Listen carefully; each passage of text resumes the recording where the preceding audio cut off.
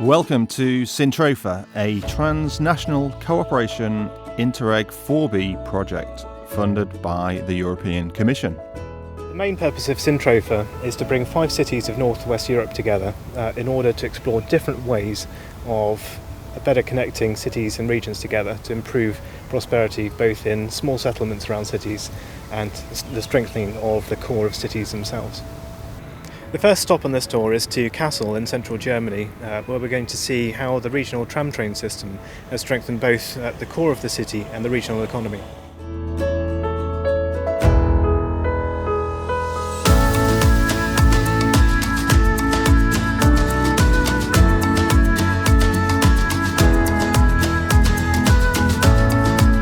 There were several motives to get to this regional tram train system here in Kassel. Deutsche Bahn was running very old trains in the region that were very expensive on tracks that were actually not very well serving the people. And there had to be some ideas to the concept of tram trains. The tram trains are shorter, so you have platforms that are not as long as with the long trains of Deutsche Bahn. In Germany, the law was changing that public transport with regional trains was run by the regions themselves, and they got the money for it. So the new concept was getting tram cars on the regional tracks of Deutsche Bahn, using the chance as well to get these tram cars on the tram tracks into the city right from the stations, and to finance this with the money usually given to Deutsche Bahn. With this money, the whole thing was renovated. Regional tram trains came up as an idea, getting into the region without stopping at the main stations and getting better access to the railway stations. Running tram trains on Deutsche Bahn tracks is much less expensive than running an old train which is 30 years old. The lightweight train doesn't destroy the track as much, so maintenance is lower. The whole thing gets very much more efficient. Tram trains, in my view, have quite a future. They are a system for European cities and regions that can very efficiently run regional traffic. Tram trains are cheaper and they can be combined to local networks if there are still local networks existing.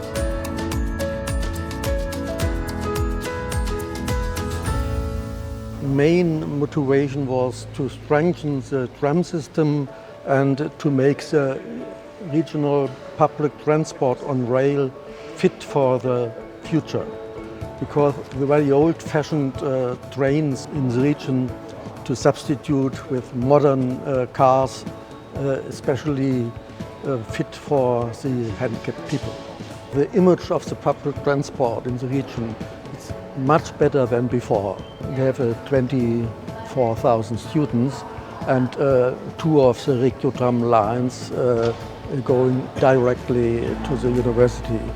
All the people say, yes, we have a region with a strong public transport system like a S-Bahn in the great cities, and so the region grows together. That was the main benefit, I think. The key success factors are financing and cooperation. Cooperation of the transport authorities and a sure financing system. Next we're visiting Saarbrücken in southwest Germany, where we're going to have a look at a cross-border tram train system and how it's boosted both the city and the region.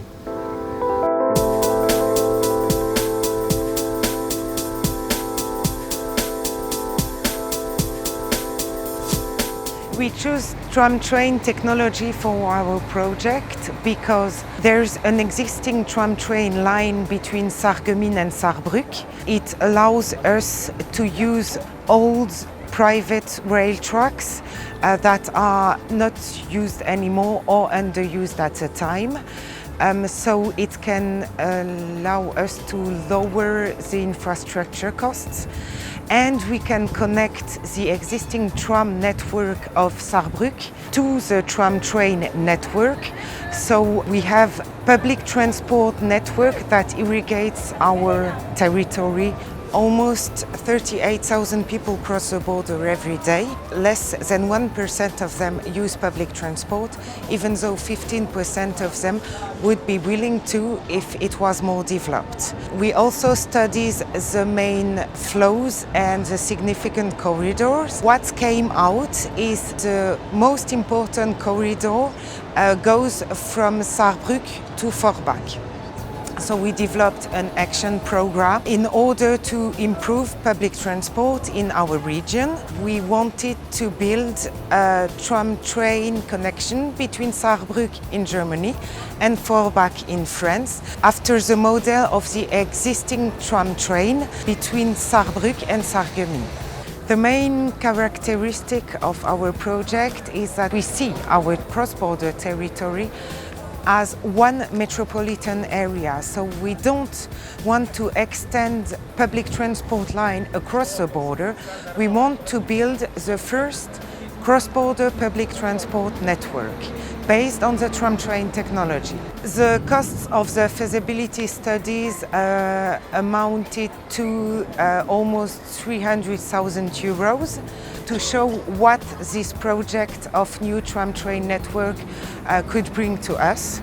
And if we build this tram-train network, the whole tram-train network between Saarbrück and Forbach and the two loops, infrastructure costs are about 500 million euros. The tram-train scheme is the first cross-border public transport line that we have in the Eurodistrict metropolitan area. People from Sarreguemines have a public transport line they can use to go to Saarbrück. The flows between Sarreguemines and Saarbrück are very important. It's about work or shopping or going out. It's the first public transport line people can use to cross the border. I think we can say that both of the people in Saarbrück and in Sarreguemines have benefited equally. There are a lot of cross-border workers coming from Sarreguemines and working in Saarbrück, and they have a tram train to go to work and come back home. The most important success factors for this tram-train scheme was the engagement of the politicians, both French or German. It was because they really wanted the connection that they had to work on a cross-border connection. And it's exactly the same on our new scheme of a connection between Saarbrück and Forbach. I think there is really a great future for the tram-train technology. It can allow to connect cities with more rural areas and reuse old rail tracks. And the innovations in technology, we are working on an extension of the tram-train network here in Saarbrück. I think based on the model in Saarbrück, it would be a great project for Blackpool and other cities all across Northwest Europe. It has a great future. We visited the two projects in Germany and we're now in northeastern France, in Valenciennes, where we're going to have a look at the tramway system here, which is a single track tramway with passing loops.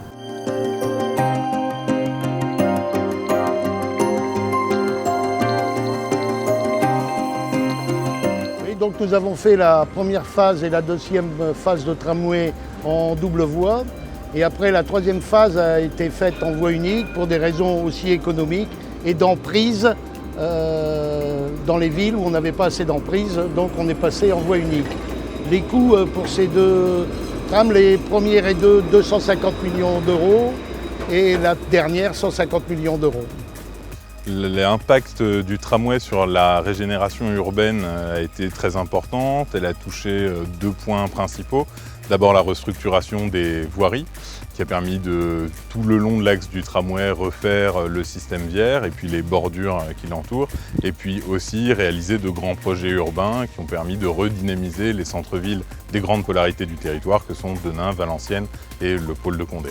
Les grandes difficultés d'une voie unique, c'est qu'il faut absolument que toute la signalisation marche parfaitement, c'est-à-dire la SIG ferroviaire et la SLT, la signalisation lumineuse tricolore pour les véhicules qui viennent dans les carrefours. et que les barrières s'abaissent au moment qu'il n'y ait pas de problème. Le gros problème est l'exploitation pour que tout tombe pile, pour qu'on puisse être dans les évitements au bon moment. Ça mérite des réglages très précis comparativement à une double voie. Les projets de rénovation urbaine sont au nombre de 5. Ils se sont fixés tout au long du projet de tramway, notamment sur les pôles de Vieux-Condé, de Valenciennes et de Denain, et ont permis de revitaliser à la fois le logement et les surfaces commerciales. Les 3 principaux facteurs de succès du tramway ont été d'une part le désenclavement de certains centres urbains où les populations les moins aisées connaissaient des difficultés à se déplacer, la relance de la construction privée autour de l'opération du tramway, et puis pour finir des opérations d'importantes en rénovation urbaine et des projets à l'échelle du territoire que sont par exemple le Palais des Congrès. Un projet tramway, comme vous avez pu le voir sur les 3 lignes, ne se fait pas tout seul. C'est un travail d'équipe et surtout que tous les élus travaillent dans le même sens pour la réalisation. C'est 35 km. C'est grâce à la mobilisation de tous les élus qui ont eu cette réalisation. Sans un travail d'équipe, on ne peut pas réaliser de tramway. C'est un travail très complexe. Il faut passer dans chaque ville avec les commerçants, les riverains. C'est un travail d'une complexité grande. Enfin, tous les gens qui ont fait des tramways s'en rendent bien compte et le savent bien. Donc c'est surtout, je voudrais insister sur le travail d'équipe pour mener à bien ce chantier très important, qui mobilise toutes les populations et un nombre de personnes important. Sintropher a permis avant tout de partager nos connaissances au travers de différents workshops. Notre exemple notamment de Kassel nous a permis de nous conforter déjà dans nos choix et surtout de réfléchir sur d'autres projets à venir, toujours en partageant nos connaissances à travers les différents partenaires européens. What strikes you about Valenciennes then, Rob? The Valenciennes scheme is very interesting for UK practitioners. It's been developed for social objectives rather than the UK investment practices to look at the economic efficiency of a project. Whereas here, the tram has been developed purely for regeneration objectives or mostly for regeneration objectives. Well, we often forget that over half of Europe's population lives in cities and settlements of less than 500,000 people. And often these are the places that are forgotten about in terms of transport investment. The 3 case studies that we've seen, Kassel, Saarbrücken and Valenciennes, show what can be done in small cities using innovative light rail technology.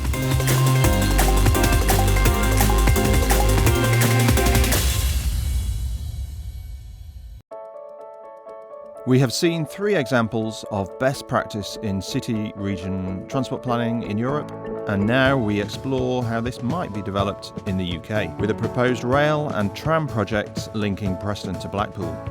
Preston is a regional rail hub with fast links to London, Glasgow and Manchester. The current station was built in 1850 and has had little investment since. It is a poor waiting environment with few facilities, little step-free access and no effective connecting public transport services. Blackpool has already upgraded their coastal tram system during the Sintropher project and now plans to upgrade the link from Blackpool along the South Fylde coast to Preston. This would either be an upgraded electrification of the line with new trains, replacing the outdated diesel trains built in the 1980s, or, ideally, a tram train system running from Manchester and Preston to Blackpool and connecting with the existing tram system, like the systems we have seen in Kassel and Saarbrücken. Sintropher's total project expenditure has been €26.8 million, including €7.9 million European Regional Development Fund. Much of this, €22.3 million, has been invested in physical pilot and demonstration projects on innovative tram-based systems and related interchange projects. There has been very impressive impact on the ground.